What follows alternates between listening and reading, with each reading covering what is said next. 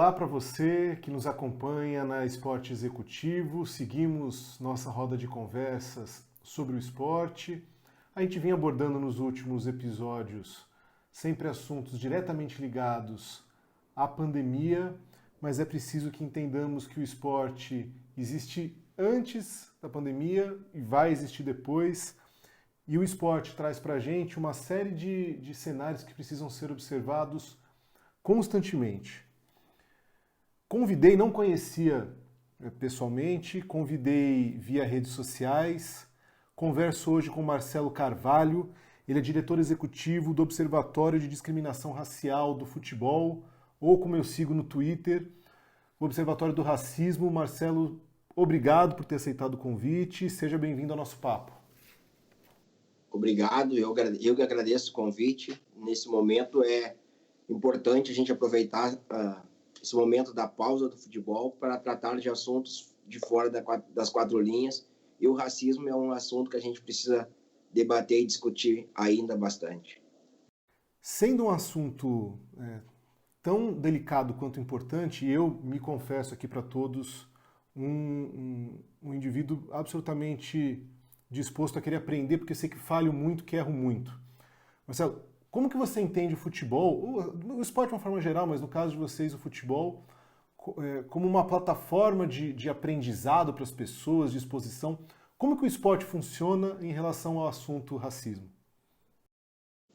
Quando a ideia do observatório surgiu de usar o futebol, é justamente isso, é usar a força do futebol, né, do esporte número 1 dos brasileiros, para que a gente consiga debater o racismo e, através do futebol, mostrar como o racismo está presente no futebol e como ele funciona dentro do futebol e na nossa sociedade.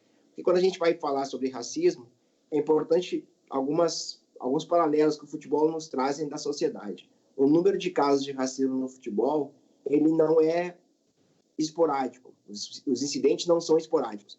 É um número de casos que acontece, quase um caso por rodada. A não presença de negros nos cargos de comando, ela também é um aspecto que a gente consegue observar fora do futebol. Então, a ideia do observatório foi justamente essa: usar a força do futebol para que a sociedade discuta o racismo. Porque o futebol entra praticamente na casa de 100% dos brasileiros.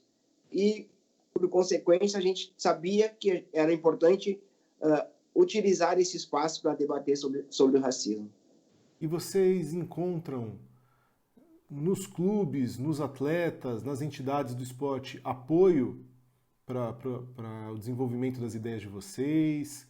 Como é a relação de vocês com os personagens, com os atores do futebol do Brasil? Ela é muito difícil. Eu considero, porque o Brasil é um país extremamente racista, mas que pouco discute esse racismo, né? E aí no futebol a gente vai ter o mesmo problema. Os dirigentes dos clubes de futebol, na sua maioria, não são negros e não são pessoas dispostas a discutir o racismo, porque eles acham que o racismo é um reflexo da sociedade e que vai acontecer no futebol. Eles não conseguem perceber a força que o futebol tem para que a gente consiga debater esse assunto. Então, geralmente, a gente consegue levar o assunto para frente com os clubes e dirigentes, ou quando acontece um caso de racismo, ou naquelas datas de maio e novembro, onde os clubes, hoje em dia, na sua maioria, se manifestam a respeito do racismo. Mas fora dessas datas, a gente só vai conseguir entrar nos clubes para conversar sobre racismo quando acontece um incidente. E aí ganha uma repercussão de mídia muito grande e os clubes pensam em fazer algo. Mas fora dessas datas, a porta ainda continua entreaberta. A gente ainda não conseguiu passar pela porta para chegar nos dirigentes e conseguir discutir com eles a questão do racismo. Eu quero entender 2 pontos em relação a isso que você me disse. O primeiro é, a gente só tem espaço nas datas. E quando vem essas datas, qual é a relação que eles trazem para vocês? É de ouvir ou é de querer falar? Como é que funciona nessas datas que são relevantes? Num primeiro momento, o Observatório está fazendo esse trabalho desde 2014. De 2014 para cá, a gente observou algumas pequenas mudanças. A primeira num primeiro momento, nem todos os clubes se manifestavam em novembro, no 20 de novembro. Num segundo momento, os clubes começaram a se manifestar. O que a gente tem percebido hoje é que aqueles primeiros clubes que se manifestaram, hoje eles já tentam dialogar melhor com a sociedade e aí acabam trazendo o observatório numa parceria para que a gente consiga, nesse dia, chamar a atenção da sociedade sobre a discriminação racial, a desigualdade racial, e não apenas um post na rede social referente a essa data. Mas são poucos clubes que começam a ter esse diálogo com o observatório ou com a sociedade, né? Porque o observatório não é o único que faz esse trabalho de conscientização sobre racismo, mas o que a gente observa é que poucos clubes dialogam com essas entidades para que, de fato, não seja apenas um post colocado no dia 20 de novembro. Então você me diz que com tranquilidade é possível apontar que no futebol brasileiro a gente não tem oportunidades de um trabalho consistente em relação ao assunto racismo, né, Marcelo? Com certeza, esse é um apontamento que eu posso fazer, com certeza, a gente não tem isso. A gente tem hoje no Brasil, em 2020, o Bahia, que é um clube que decidiu apostar ou trabalhar com essas questões sociais. Então, o Bahia vem trabalhando, e aí esse trabalho do Bahia, às vezes em conjunto com o Observatório, está fazendo com que outros clubes também queiram trabalhar essas questões sociais. A gente está começando a ter uma mudança, mas hoje o que a gente pode dizer é que clubes, incluindo a CBF, ainda pouco fazem ou pouco dialogam sobre o racismo no futebol brasileiro, mesmo com os números de casos aumentando a cada ano. Antes de falar dos números de caso, eu te falei ali um pouquinho atrás que eu queria abordar 2 pontos, um em relação às datas, 2 em relação ao caminho das ideias. Vocês pensam em ações, levam para os clubes e os clubes têm dificuldade em absorver, ou necessariamente as ideias vêm dos clubes e para vocês é assim, olha, aceitem o que a gente propôs, como é que é o funcionamento de ideias? Se um clube hoje grande quiser trazer essa luta de vocês para a identidade do clube, como é que funciona? O primeiro momento, o observatório bateu na porta de alguns clubes e aí a gente ia lá, vamos tentar dialogar sobre racismo, tentar fazer algum trabalho. Hoje a gente continua fazendo isso, mas menos.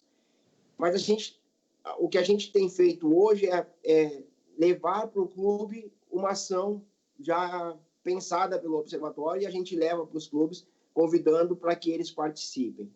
O ano passado, a gente teve 2 clubes que nos procuraram com a ideia deles, formatada, pensada por eles, mas eles apenas queriam que o observatório validasse aquela ideia ou olhasse aquele projeto, fizesse a leitura do projeto para ver se não tinha erro naquela execução. Então, a gente teve essa pequena mudança, que foram 2 clubes que nos procuraram para ver se o que eles estavam desenhando realmente tinha sentido.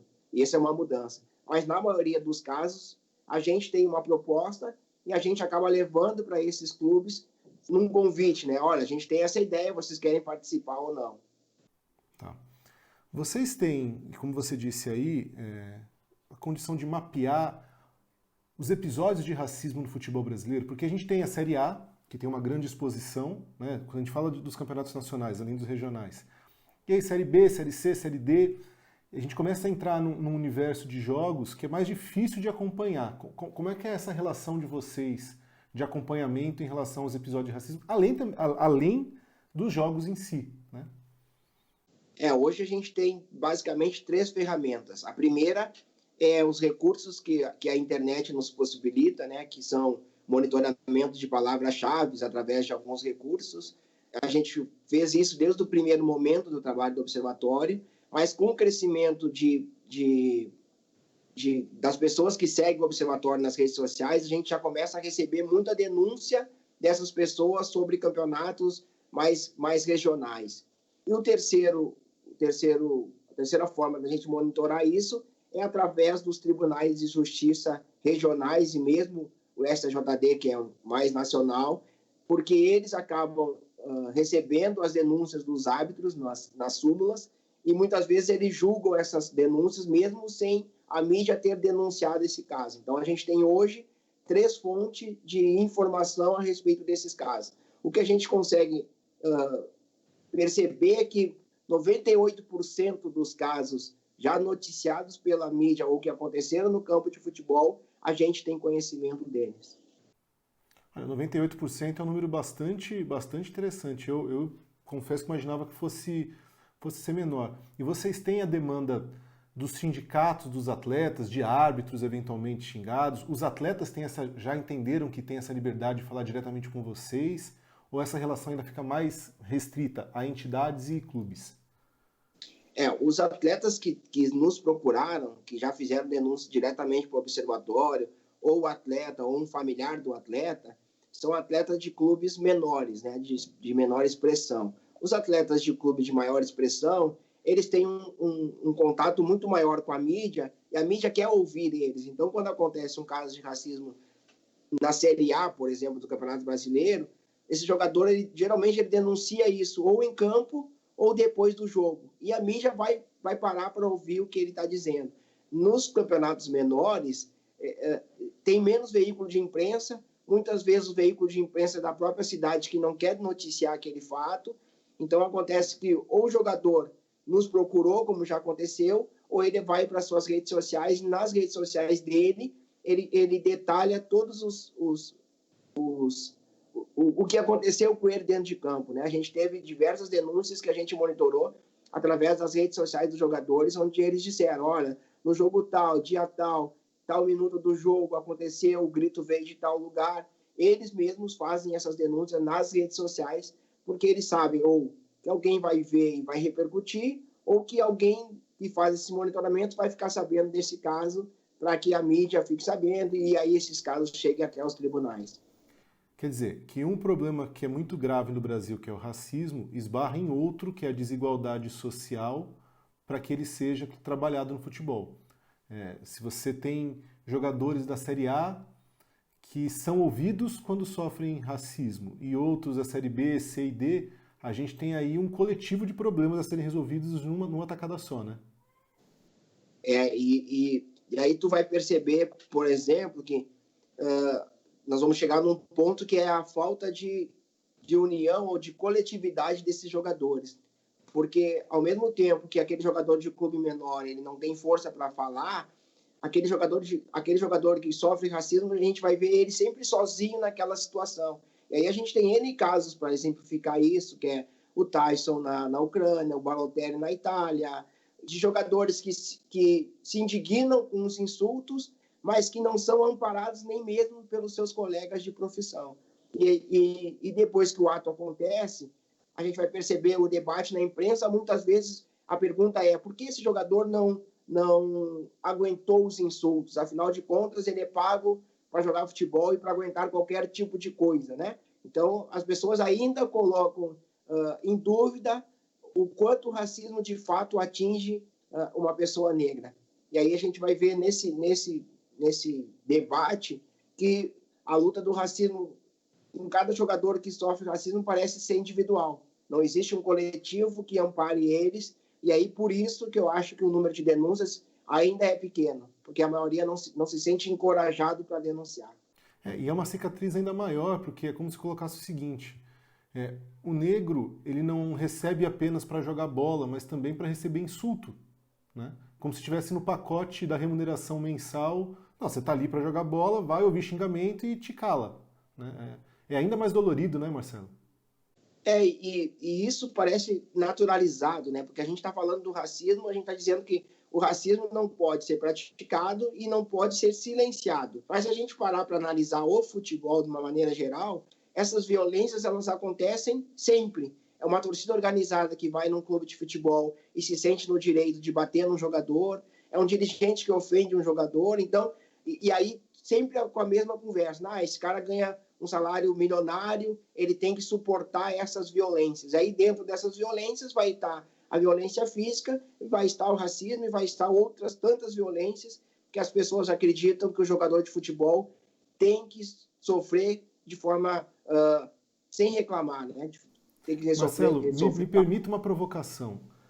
São xingamentos que as pessoas acreditam que jogadores de futebol têm que saber receber ou que os negros têm que saber receber? Né? Qual é a dor maior? Porque você fala assim, o jogador ele está sendo remunerado, ele vai ter que ouvir isso e acabou. Mas a gente ainda tem uma população, estou falando do Brasil, que é racista e que talvez pense o seguinte, não, ele é negro, está acostumado e vai ouvir. Não dói nesse aspecto? A gente aí chegou num outro ponto muito importante da conversa, né? A população brasileira, mesmo que se reconheça racista, ela ainda tem dentro dela essa percepção. Poxa, o racismo é tão comum, por que vocês ainda reclamam, né? Ou será que isso de fato é racismo? Então, sempre se coloca em dúvida. Aí vai bem na linha que você falou, assim, cara, mas será que isso é racismo? Por que tu tá reclamando? Por que isso ainda te dói? Entendeu? Aí a gente sai do jogador de futebol, entra para a pessoa e é muito mais dolorido, né? Mais dolorido porque eu já percebi jogadores que eu conversei que ouviram de dirigentes basicamente isso. Poxa, tu vai reclamar de racismo, mas isso é comum na vida de vocês. Né? Como se a gente sofresse racismo e a gente vai naturalizando aquele processo como se aquilo não fosse causando dor. Na verdade, o processo é o contrário, né? O racismo ele vai acontecendo desde sempre até o momento que tu não aguenta mais. Então, a maioria dos casos que a gente vê um jogador se indignando dentro de campo, não foi aquele ato que foi o chave para ele se indignar. Foi uma série de insultos que ele sofreu a vida inteira que naquele momento ele decidiu dar um basta. Olha, desse ponto eu não aceito mais. E isso é o que acontece na maioria dos jogadores negros e da população negra brasileira, né? Uma população que sofre racismo praticamente todos os dias, né? E Marcelo, quando vem um chega, basta, não aguento mais, existe retaliação? Existe. A retaliação existe. Hoje a gente é possível perceber essa retaliação dentro de campo mesmo, né? Se a gente for pegar o exemplo do Tyson, ele se indignou, ele chutou a bola contra a torcida e ele foi punido pelo próprio juiz dentro de campo, que sabia muito bem por que ele estava se indignando. Deixa eu só contextualizar, vamos contar para as pessoas o que aconteceu. O Tyson sofreu um episódio de racismo durante uma partida, ficou absolutamente indignado, reagiu em relação a isso, pegou a bola, chutou com raiva, porque estava sendo ofendido durante muito tempo, e aí o juiz da partida expulsou o Tyson por ter reagido ao episódio de racismo. E depois a federação... É ucraniana ou russa agora? Ucraniana manteve a punição, porque ele entendeu que ele não deveria ter reagido, né? Isso. E esse caso do Tyson, ele não é o único, né? Então, por exemplo, a FIFA determinou em 2019, ela deu autonomia para os árbitros até mesmo encerrar uma partida por conta de insultos racistas que aconteçam. No primeiro momento, ele interrompe o jogo, no segundo momento, ele interrompe o jogo, tira a equipe de campo, anuncia pelo alto-falante que se os insultos continuarem, o jogo vai ser interrompido, e a equipe cujos torcedores estão ofendendo vai perder o jogo. Mas, mesmo assim, o que a gente percebe é que o árbitro não entendeu esse regramento da FIFA e ele está punindo a vítima. É o que nós estamos dizendo, é o caso do Tyson e tem outros tantos casos iguais ao do Tyson que aconteceram no mundo inteiro. E isso é uma dor ainda maior, né? Eu estou sofrendo racismo, eu estou sofrendo uma violência e eu não tenho ninguém ao meu lado para me ajudar, para me amparar. E quando eu digo ninguém, é nem mesmo os colegas de equipe, né? Porque a gente viu no caso do Tyson, os colegas tentando convencer ele a voltar para o jogo e seguir o jogo normalmente como se nada tivesse acontecendo. Que dor, hein, Marcelo? Que dor. Eu te chamei para essa conversa porque eu naturalmente não sinto as dores que os negros sentem, né? Eu sou branquelo, classe média, e eu acompanho vocês pelo Twitter. Eu não sei se vocês têm... Aliás, daqui a pouco a gente já vai colocar aqui todas as redes sociais do Observatório, e a cada histórico, cada ponderação que vocês trazem nas redes sociais é uma oportunidade de aprendizado. E me parece que o futebol, sendo um reflexo da sociedade, as pessoas como um todo não estão dispostas, a perceber que o racismo ele ainda é vigente, 2, a aprender, né? E aprender, porque se eu coloco um incidente que está notório que o racismo aconteceu, dificilmente alguém vai vir ali contestar aquele ato. Mas quando a gente fala em aprender o que é o racismo e como essa dor machuca, é colocar para as pessoas que nem sempre o racismo ele vai acontecer com um insulto. Muitas vezes ele vai acontecer numa piada, muitas vezes ele vai acontecer numa brincadeira, numa opinião cujo teor dela é totalmente racial. Por exemplo, a gente teve um caso de um humorista que disse que o Mbappé se daria muito bem na praia do Rio de Janeiro, né? Pela sua velocidade. Então, ele estava associando ao Mbappé a um menino, a uma pessoa negra que rouba na praia de Copacabana. Então, ele está associando não só o menino negro, mas toda uma população negra que está na praia do Rio de Janeiro. E ele está dizendo isso para as pessoas, olha, cuidado com as pessoas negras. Mas quando tu traz esse apontamento, aí as pessoas vêm discutir, poxa, mas era só uma brincadeira, não faz sentido nenhum acusar ele de racismo, o cara não é racista. Bom, o cara não é racista, mas ele tá falando algo que a sociedade racista pensa, que um negro na praia, ele é, como é que a gente pode usar? Ele é toma cuidado com ele, que ele é um possível assaltante. E aí tu sai da beira da praia e tu traz isso para o asfalto. E aí no asfalto a gente vai perceber o genocídio da população negra, muitas vezes causado por isso, porque as pessoas interpretam que toda pessoa negra já é um suspeito. E aí a gente vai ter N violências, né? A gente vai ter a violência que causa morte, a gente vai ter a violência, aquela que vai sempre te colocar em suspensão, tu vai entrar num lugar e as pessoas vão questionar o que tu está fazendo ali dentro. São desde crianças negras que estão em determinados espaços, que as pessoas vão lá para retirar elas porque acham que elas são trombadinhas. Então é isso, é um sistema que vai se alimentando, que vai se retroalimentando, muitas vezes através dessas piadas, dessas opiniões que reproduzem o racismo. O Emicida fala que tem a pele alva e a pele alvo em uma de suas músicas.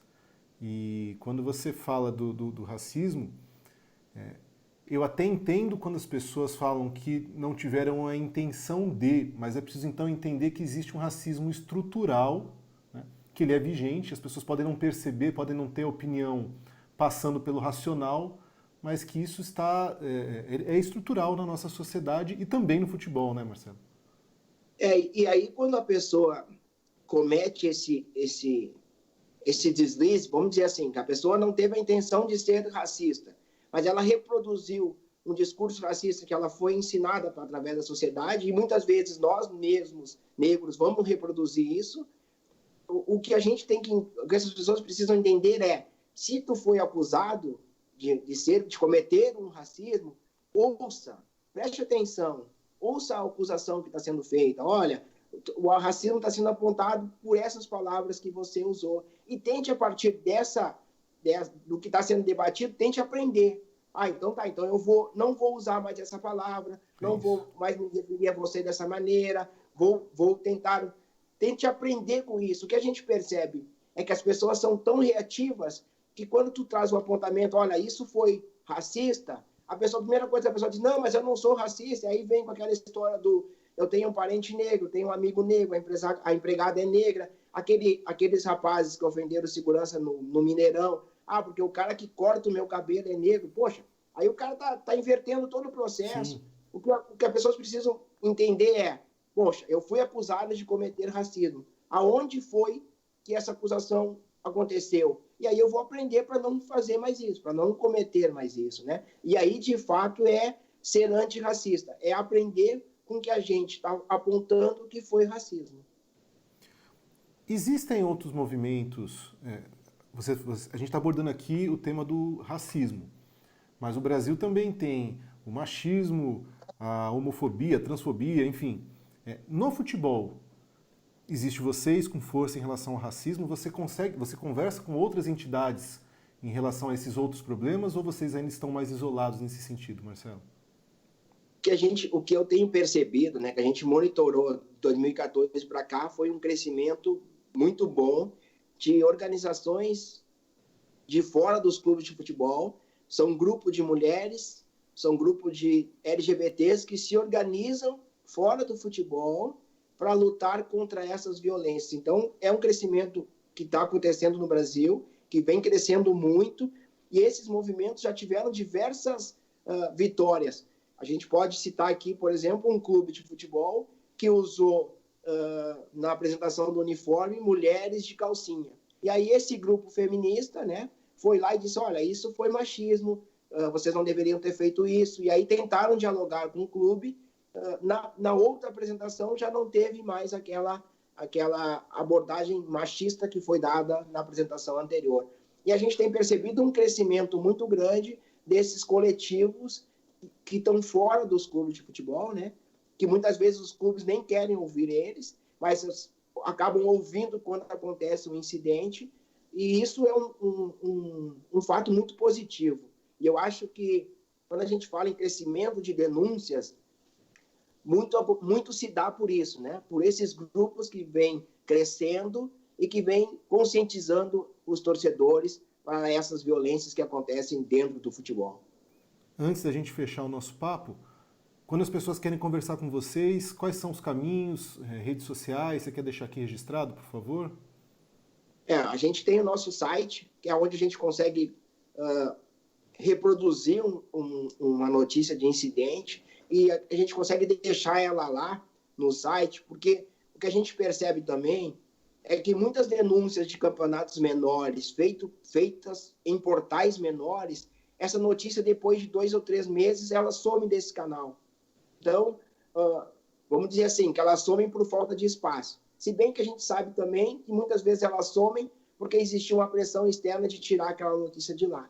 Então, o site do Observatório, observatorioracialfutebol.com.br, é onde a gente consegue armazenar o maior número de denúncias que a gente monitora no futebol brasileiro. E lá que a gente convida todo mundo a acompanhar um pouco mais, de forma detalhada, o trabalho do Observatório. Lá também estão todos os relatórios que nós já lançamos a cada ano, porque ao final de cada ano nós lançamos o relatório anual da discriminação racial no futebol, que traz todos os casos que aconteceram, por exemplo, todos os casos que aconteceram em 2019, com os seus desdobramentos. Porque a gente tem uma quantidade muito grande de notícias sobre o incidente, mas sobre o desdobramento dos incidentes a gente tem pouca informação.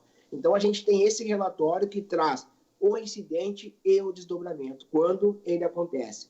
Então, o site do Observatório tem servido para muita gente que pesquisa sobre essas violências e principalmente para quem pesquisa sobre racismo no futebol.